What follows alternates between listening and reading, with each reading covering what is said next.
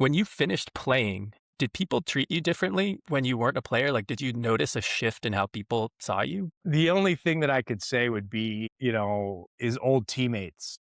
When I go in the clubhouse a year later, after finishing, oh, here's media. Media's here. Media, because, especially back then, media was the enemy.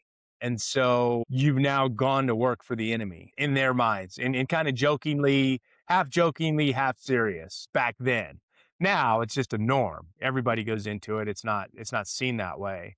But back then it wasn't as common and there weren't as many opportunities for players to go into broadcasting as there are now. So yeah, so that's the only way I would say that people kind of saw me differently was just, players where it's like, and then two, because you have to like analyze the game and you have to be truthful. And there'll be times where, hey, guy didn't like what you said about him, you know, didn't say something like personally attacking, but it's like, hey, this guy's struggling right now. He's 0 for his last 15. He's flying open with his front side and he's committing to pitches that he hasn't recognized yet.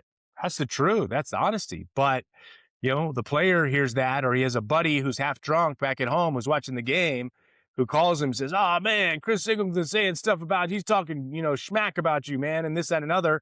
And then half the time the players didn't even hear what you said. They're just going off of what their buddy or family member said. And then they're stepping towards you in a way that's like, yeah, man, that's not cool. So yeah, those are the probably the biggest hurdles for me. And I think also challenging to establish my confidence to fully step into the role of a broadcaster, because there's still part player of you, and you can't, like, you got to, at some point you got to embrace, I can't go back to being a player. That's over. So I'm going to have to sort of burn that ship and fully stepping into being a broadcaster. And that might mean some players don't like me or they don't like what I have to say because I'm part of the media now. Or every now and then you may say something that isn't praising them.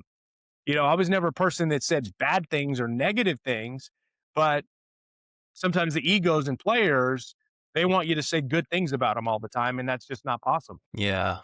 It's almost like you can't fully step into your role as a broadcaster if you haven't stepped out of that role as a professional player. Yeah, exactly.